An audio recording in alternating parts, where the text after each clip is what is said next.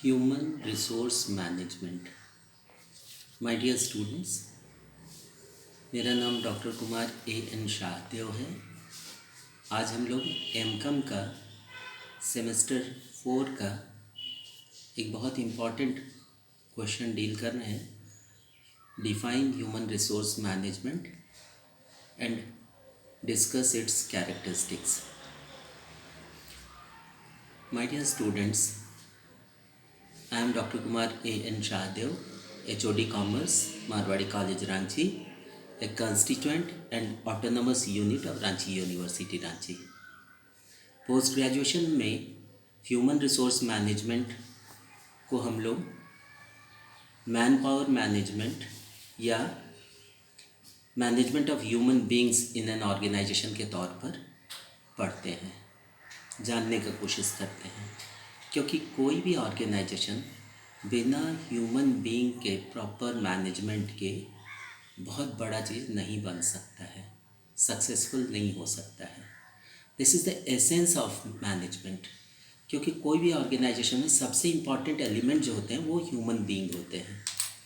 तो हम लोग इसको इस तरह से लेते हैं कि the management of man is a very important and challenging job because of the dynamic nature of people. No two people are similar in mental abilities, tacticians, sentiments, and behaviors. They differ widely also as a group and are subject to many varied influences. People are responsive, they feel, think, and act. Therefore, they can not be operated like machines or shift and altered like template in room layout. They therefore need a tactical handling by management personnel. Human resource management. जब हम लोग इंसान को resource के तौर पे, effective resource के तौर पे यूज़ करते हैं, उसको मोटिवेट करते हैं कि वो अपना बेस्ट प्रोवाइड करें ऑर्गेनाइजेशन के लिए, ऑर्गेनाइजेशन के ऑब्जेक्टिव्स को फुलफ़िल करने के लिए। इसीलिए this thing is very important, बहुत इम्पॉर्टेंट है कि ह्यूमन रिसोर्स मैनेजमेंट को ठीक से समझा जाए। According to Leon C Megginson, from the national point of view, human resources are knowledge, skills, creative abilities, talents and attitudes obtained in a population, whereas from the viewpoint of individual enterprises, they represent the total of the inherent abilities, acquired knowledge and skill as exempted in talent and aptitude of its employees. हम लोग जानते हैं कि सबसे पहले जो चीज़ दिमाग में स्ट्राइक करता है वो एक अच्छे ऑर्गेनाइजेशन को इक्विप करने के लिए ह्यूमन बीइंग से सिलेक्शन सबसे इम्पॉर्टेंट है, अपॉइंटमेंट सबसे इम्पॉर्टेंट है, प्रोक्योरमेंट ऑफ एम्प्लॉयज़ सबसे इम्पॉर्टेंट है कि उनको हम लोग कहाँ से पाएंगे, कैसे उनको सेलेक्ट करेंगे, कैसे अपॉइंट करेंगे और कैसे उनकी जिम्मेवारियों को उनको समझाएंगे, उनके बीच उनको बांटेंगे। तो सबसे ज़रूरी ये होता है कि selection of right man for right job. अगर हम लोग बढ़िया इंसान चुन लिए, सही इंसान चुन लिए, जिनका इच्छा है, झुकाव है उस काम को करने के लिए, तो अपने आप में एक बहुत बड़ी बात होती है। कहते हैं ना कि well begin is half done. ठीक उसी तरह कोई भी इंसान अपने आप में जन्म से कंप्लीट नहीं होता है, उनको ऑर्गेनाइजेशन की ज़रूरतों के हिसाब से हम लोगों को ढालना पड़ता है, उनको मोटिवेट करना पड़ता है, उनको एनकरेज करना पड़ता है, उनमें सलाहियत, काबिलियत भरनी पड़ती है। इसलिए ज़रूरी है कि उनका proper education, proper training, development सब कुछ हो, ताकि उनका झुकाव काम की तरफ हो और वो संस्था को सफलता की ऊंचाई तक ले जा सकें। इसलिए बहुत ज़रूरी है कि उनमें जो टैलेंट है, एबिलिटीज़ है, क्रिएटिव एबिलिटीज़, स्किल है, नॉलेज है और उनका जो एटीट्यूड है, उनको उस रूप में ढाला जाए। ताकि वो अंदर से उत्साहित महसूस करें और संस्था से अपने को जोड़ सकें, ऑर्गेनाइजेशन से अपने को जोड़ सकें। मतलब सेंस ऑफ रेस्पॉन्सिबिलिटी भी उनमें डेवलप करना पड़ता है, तब जाके वो एक कंप्लीट और बहुत यूज़फुल पार्ट बन जाते हैं संस्था के। और जब उनका जो इनहेरेंट एबिलिटीज़ है, क्वालिटीज़ है, एक्वायर्ड नॉलेज है और स्किल है, टैलेंट है, एटीट्यूड है, एप्टीट्यूड है, उनका जो क्वालिटीज़ है उसको इस तरह से ढाल दिया जाए, इस तरह से मोल्ड कर दिया जाए, इस तरह से उसे समाहित कर दिया जाए कि वो खुद ब खुद संस्था को अपना समझने लगें, उनके काम को अपना समझने लगें, उसकी जिम्मेवारियों को अपना समझने लगें और वो इतने मन लगा के काम करें, खुशी से काम करें कि उनका इन्वॉल्वमेंट नेचुरल लगे संस्था में और वो अपना संस्था के बढ़ने को अपना उन्नति माने। ये बहुत ज़रूरी है, तभी हम लोग इंसान को ह्यूमन रिसोर्स बनाते हैं। आज एक बहुत अच्छे राइटर को हम लोग कोट कर रहे हैं, एडविन बी फिलिपो। इन्होंने कहा है पर्सनल मैनेजमेंट, पहले ह्यूमन रिसोर्स मैनेजमेंट को पर्सनल मैनेजमेंट कहते थे, पर्सोनल कार्मिक प्रबंध। तो क्योंकि मैनेजमेंट को हम लोग 5 भाग में बांटते हैं, production management, purchase management, personnel management या human resource development, human resource management, finance management और सेल्स एंड मार्केटिंग मैनेजमेंट। तो इसमें जो पर्सनल मैनेजमेंट है इसके बारे में फिलिपो ने कहा है, पर्सनल मैनेजमेंट और से human resource management is the planning, organising, directing and controlling of the procedure, procurement, development, compensation, integration, maintenance and separation of human resources to the end that individual, organizational and social objectives are accomplished। यहाँ 3-4 बातें बहुत महत्वपूर्ण हो जाती हैं। पहला, individual, कोई भी व्यक्ति अपने को पूर्ण रूप से तभी समर्पित कर पाता है जब उसको लगे कि संस्था के साथ साथ वो भी बढ़ रहा है या संस्था जिस रूप से बढ़ रही है उससे उसको सीधा लाभ हो रहा है, उसको रिकॉग्निशन मिल रहा है, उसको अधिक पैसा मिल रहा है, उसको अधिक प्रसिद्धि मिल रही है, उसको अधिक प्रमोशन मिल रहा है। इन बातों से वो खुद ही मोटिवेट हो जाता है। इसलिए ये ज़रूरी है कि पर्सनल डेवलपमेंट महसूस हो, उसको संस्था का डेवलपमेंट महसूस हो, फाइनेंशियल डेवलपमेंट महसूस हो और ऑर्गेनाइजेशनल डेवलपमेंट महसूस हो, सब कुछ साथ साथ चलना चाहिए। एक बढ़िया राइटर हैं डिसेंजो एंड रॉबिन्स, इन्होंने कहा है human resource management is concerned with the people's dimension in management, since every organisation is made up of people acquiring their services, developing their skills, motivating them for higher levels of performance and ensuring that they continue to maintain their objectives. Their commitment to the organization are essential to achieve organizational objectives. This is true regardless of the type of organization, government, business, education, health, creation और social action.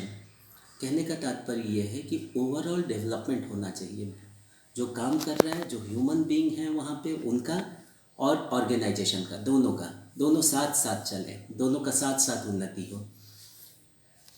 हम लोगों के लिए ज़रूरी है कि इंसान के जो काम कर रहे हैं, कर्मचारी हो, ह्यूमन बीइंग हो, उनमें पूरी तरह devotion, dedication, application, concern, commitment, truthfulness, sense of belongingness, इनको भरा जाए और उनको खुद से अंदर से मोटिवेटेड महसूस हो, उनको अंदर से ऐसा लगे कि वो खुद के लिए काम कर रहे हैं, संस्था उनका है। सेंस ऑफ बिलोंगिंगनेस होना चाहिए, एक पार्टिसिपेटिव मैनेजमेंट होना चाहिए, तभी जाके किसी भी संस्था का संपूर्ण विकास होता है। और जब आदमी खुद से किसी में करना चाहे काम को, तो उसको अंदर से एक शक्ति मिलती है, आत्मबल मिलता है, मनोबल उसका ऊंचा होता है और वो अपना 100% दे पाता है। ये संस्था के लिए बहुत अच्छा होता है। इसलिए ये ज़रूरी है कि इंसान को मोटिवेट करके रखा जाए, उनका मोरल रेज किया जाए, उनमें उत्प्रेरण भरा जाए, उनको प्रेरित किया जाए, उनको ऐसा लगे जैसे इंडियन आर्मी में सबसे बढ़िया मोटिवेशन होता है कि ड्यूटी आपका धर्म है, और यही भारत को सर्वश्रेष्ठ बनाता है संसार में, क्योंकि यहाँ कर्म को हम लोग धर्म मान लेते हैं अपना, यहाँ हम लोग ड्यूटी को भगवान मान लेते हैं और देश को माँ मान लेते हैं। इसीलिए हिंदुस्तान दुनिया में मैनेजमेंट में बहुत अच्छा करता है, और इसीलिए यहाँ सेंस ऑफ बिलोंगिंगनेस एक रहता है संस्था के प्रति, देश के प्रति, और यही हम लोगों को कम संसाधन में भी बड़े उद्देश्य को प्राप्त करने में मदद कर रहा है। लियोन सी मैगिन्सन ने कहा है, from the national point of view human resources are the knowledge, skills, creative abilities, talents and aptitudes obtained in the population, whereas from the viewpoint of individual enterprise, they represent the total of inherent abilities, acquired knowledge and skills as exemplified in the talent and aptitude of its employees. देखिए, management में पहले हम लोग the 5 M's को लेके चलते थे। 5 M's, M यानी man, MEN, man plural, man, machine, material, money और मार्केट। ये 5 M's में सबसे इम्पॉर्टेंट कौन है? मैन, क्योंकि वही बाकी चीज़ क्रिएट करता है, वही बाकी चीज़ कोऑर्डिनेट करता है, वही बाकी चीज़ कोऑपरेट करता है, वही बाकी चीज़ को मोल्ड करता है, वही बाकी चीज़ को मैनेज करता है, वही बाकी चीज़ को ऑर्डर में लाता है, सिस्टमेटिकली उसको यूज़ करता है। अब हम लोग द 6 M's को लेके चल रहे हैं, यानी man, money, material, market, machine, और इसके साथ साथ जो 6th M आया है वो है मेथड।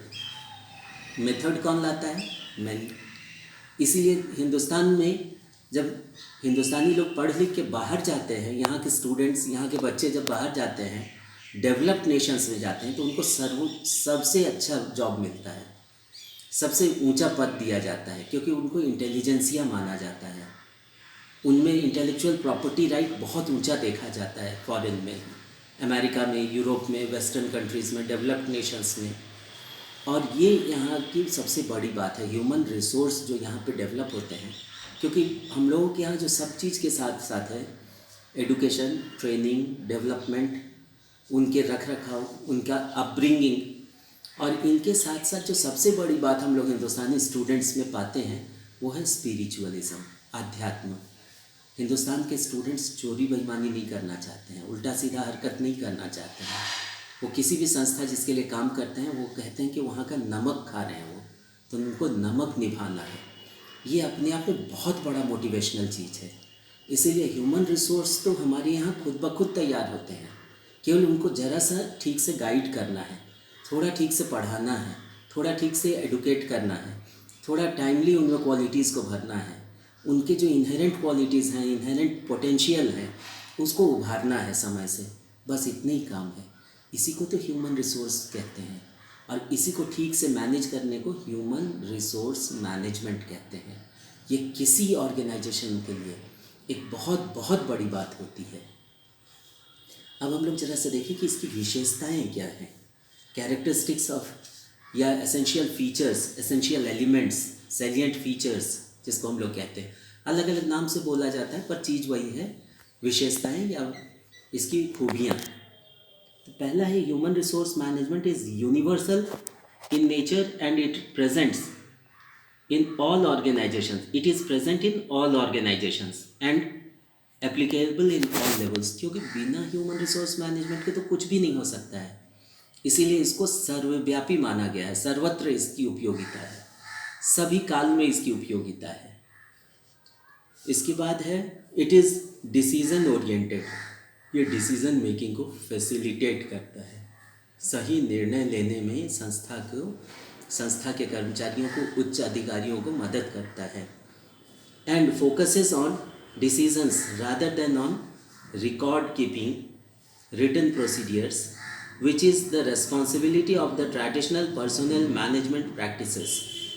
ये कहते हैं कि ये सबसे बड़ी बात जो है, सबसे बड़ा जो इसका ह्यूमन रिसोर्स मैनेजमेंट का योगदान होता है, वो सिचुएशन को ठीक से रीड करना, पास्ट को समझना, प्रेजेंट को ठीक से एनालाइज करना और फ्यूचर के लिए ठीक से फोरकास्टिंग करना। फ्यूचर के लिए ठीक से सभी सिचुएशन को रीड करके उसके हिसाब से निर्णय लेने में सहायता प्रदान करना, यही ह्यूमन रिसोर्स मैनेजमेंट है।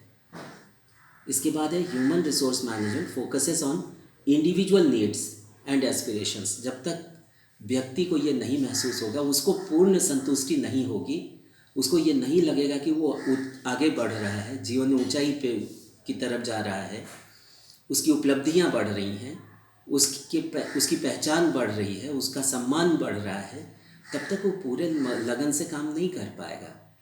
इसीलिए माय डियर स्टूडेंट्स, ये बहुत ज़रूरी है कि आदमी को प्रोत्साहित करके रखा जाए, उसको सम्मान दिया जाए, उसको लगे कि ये संस्था उसकी संस्था है, ये इसका मालिक वो भी है किसी न किसी रूप में, और इसकी उन्नति से उसका व्यक्तिगत उन्नति, उसकी आशाएं, उसकी आकांक्षाएं, उसकी जो हसरतें हैं, ख्वाहिशें हैं, वो पूरी होंगी, तभी वो बहुत बढ़िया काम कर पाएगा। और ये करना ज़रूरी है, यही ह्यूमन रिसोर्स मैनेजमेंट का एसेंस है।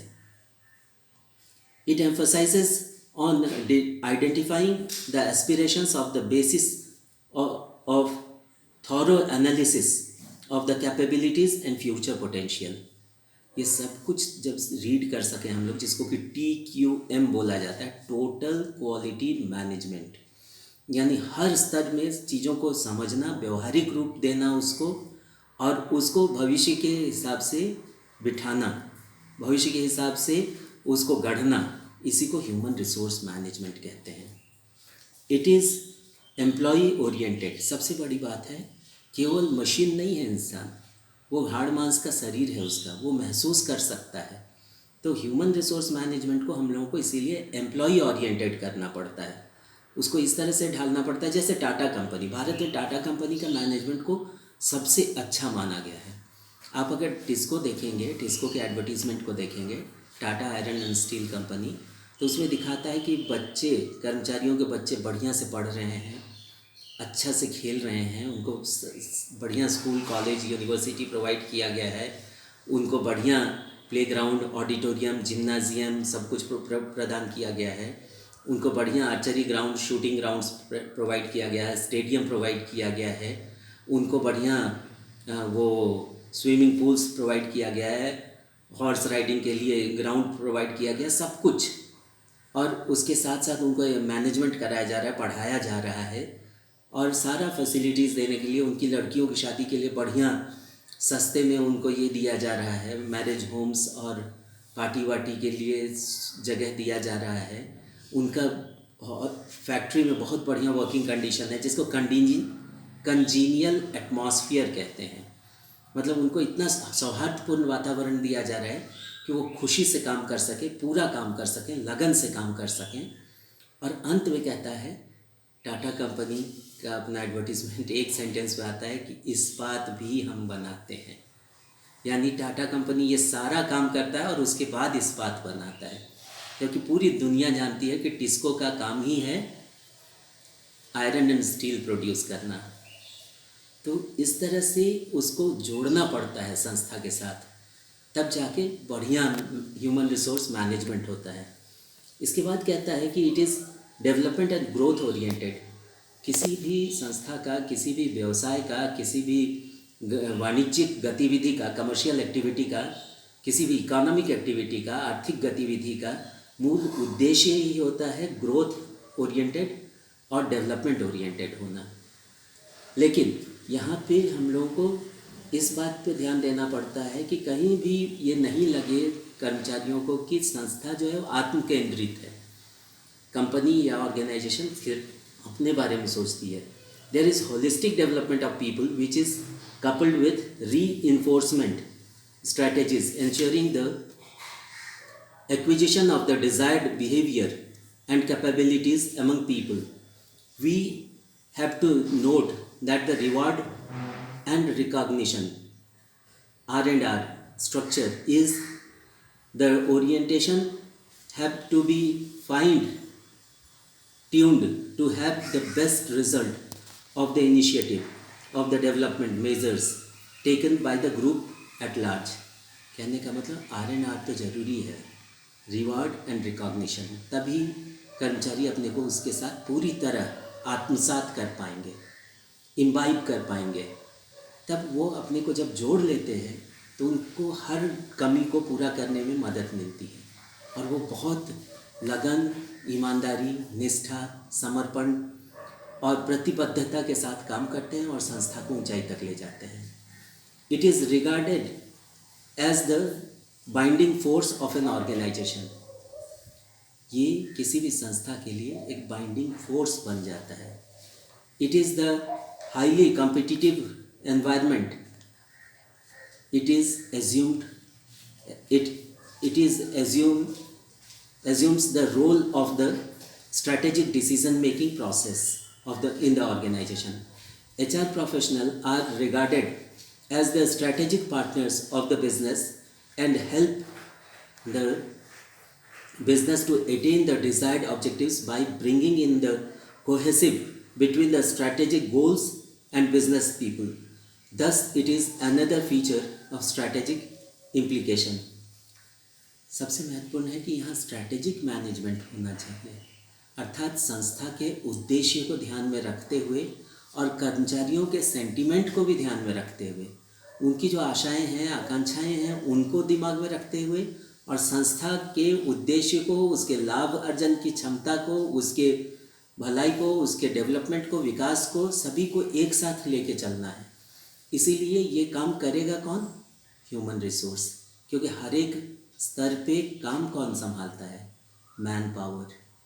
कि जिस संस्था में मेहनती, ईमानदार, लगनशील, प्रतिबद्ध और समर्पित कर्मचारी हैं, जिनके पास अच्छा नॉलेज है, एटीट्यूड अच्छा है, पोटेंशियल है जिनमें, जो डेवलप्ड हैं, स्किल है जिनमें, क्यों कहते हैं सब कुछ छीना जा सकता है, अक्ल, इल्म और हुनर इंसान का नहीं छीना जा सकता है।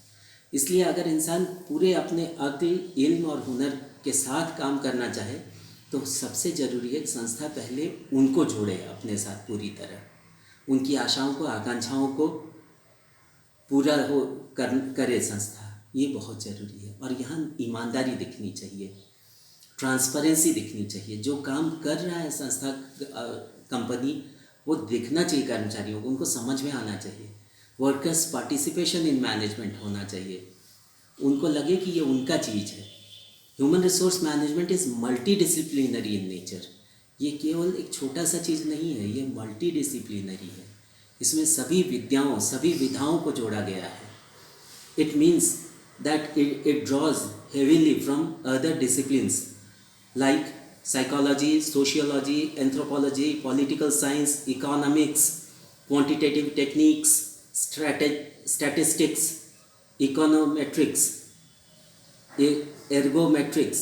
It is related with quality of life and working environment designing, finance, human resource accounting, human resource audit, etc.